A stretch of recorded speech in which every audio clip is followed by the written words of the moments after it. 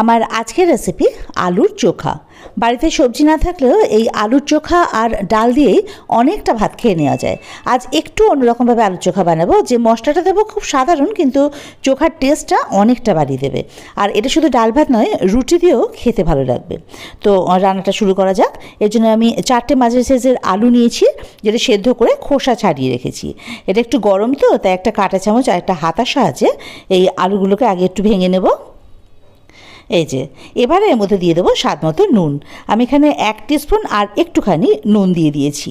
এবারে হাতের সাহায্যে এই নুনটা আলু সেদ্ধর সঙ্গে খুব ভালো করে মেখে নিতে হবে। এই যে দেখুন, এটা মাখা হয়ে গেছে। এবারে একটা মশলা তৈরি করে নেব। তার জন্য ওভেনে কড়াই বসিয়ে এতে গোটা জিরে দিয়ে দেবো 1 টিস্পুন, আর মেথি দেবো 1/4 টিস্পুন।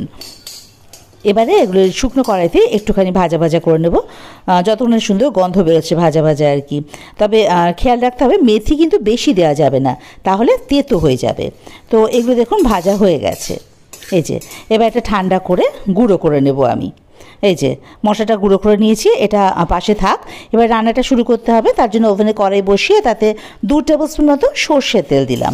সর্ষের তেলটা বেশ ভালোভাবে যখন গরম হয়ে যাবে, মানে সর্ষের কাঁচা গন্ধটা চলে যাবে সর্ষের তেলের, তখন এর মধ্যে দেবো গোটা কালো সর্ষে 1 টিস্পুন, দেবো গোটা শুকনো লঙ্কা 1টা, যেটা একটু ছিঁড়ে দিয়েছি, আর কারি পাতা। আপনারা যদি ঝাল বেশি খান সেক্ষেত্রে কিন্তু শুকনো লঙ্কা বেশি দিতে পারেন। তো এবারে একটু কয়েক সেকেন্ড এটা একটু ভাজা ভাজা করে ওই যে গুঁড়ো মশলা যেটা করে রেখেছিলাম সেটা দিয়ে দেবো। অবশ্যই ফ্লেমটা কিন্তু এখন একদম লোতে করে দিতে হবে, নাহলে মশলা দেওয়ার সাথে সাথে কিন্তু পুড়ে যাবে। তো এবারে মশলাটা অল্প একটু ভাজা ভাজা করে এর মধ্যে দিয়ে দেবো পেঁয়াজ কুচি। আমি এখানে মোটামুটি 2টো মাঝারি সাইজের পেঁয়াজ কুচিয়ে নিয়েছি।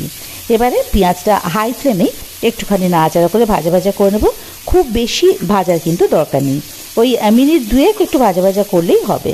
খুব অল্প সময় লাগে কিন্তু এই রান্নাটা করতে। এই যে দেখুন পেঁয়াজ ভাজা কমপ্লিট। এবারে এর মধ্যে দিয়ে দেবো আমি টমেটো কুচি। আমি এখানে একটা মাঝারি সাইজের টমেটো দিয়েছি। এটাও হাই ফ্লেমে এই মিনিট খানেক একটু এটার সঙ্গে নাড়াচাড়া করে নেব। খুব বেশি ভাজার দরকার নেই, টমেটো একেবারে গলে যাওয়ারও প্রয়োজন নেই, জাস্ট কাঁচা গন্ধটা হালকা চলে গেলেই হবে। এই যে দেখুন এগুলো কিন্তু ভাজা কমপ্লিট হয়ে গেছে। ব্যাস এই স্টেজটাতে দিয়ে দেবো আমি ওই যে আলু সেদ্ধ, যেটা আমি নুন দিয়ে মেখে রেখেছিলাম। তো আলু সেদ্ধ তো নুন দিয়ে মাখাই আছে, তাই এখানে আর নুন দেওয়ার আলাদা করে প্রয়োজন নেই। আপনারা টেস্ট করে দেখে নেবেন, যদি প্রয়োজন হয় তাহলে অল্প একটু নুন এখানে দিয়ে দেবেন। এবারে জাস্ট সব কিছু একসঙ্গে একটু মিশিয়ে নেওয়া ওই হাই ফ্লেমেই। ম্যাক্সিমাম মিনিট খানেক সময় লাগবে এগুলো মিশিয়ে নিতে। এই যে দেখুন এটা কিন্তু মেশানো কমপ্লিট। বললাম না, ভীষণ তাড়াতাড়ি হয়ে যায় এই আলুর চোখা।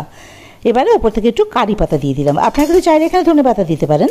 আসলে আমি যে মশলাগুলো এর মধ্যে দিয়েছি তাতে কারি পাতাটা খুব ভালো যায়। তো কারি পাতাটা এবার ভালো করে মিশিয়ে দেবো এই আলু সেদ্ধর সঙ্গে বা আলুর চোখার সাথে। ব্যাস রেডি আমাদের আলুর চোখা। চটজলদি অথচ প্রচণ্ড সুস্বাদু, খেতে ভীষণই ভালো লাগে। তো এবার তো এটা নামিয়ে নেবো একটা পাত্রের মধ্যে। আপনারা কিন্তু অবশ্যই আলু চোখা একবার এভাবে করে বানিয়ে দেখবেন, আর কেমন লাগলো আমাকে কিন্তু কমেন্ট বক্সে জানাতে ভুলবেন না। ভালো লাগলে অবশ্যই লাইক শেয়ার কমেন্ট করার অনুরোধ রইল, আর আমার চ্যানেলটা সাবস্ক্রাইব করে আমার পাশে থাকারও অনুরোধ রইল। বেল আইকনটা প্রেস করে দেবেন ফার্দার নোটিফিকেশনের জন্য।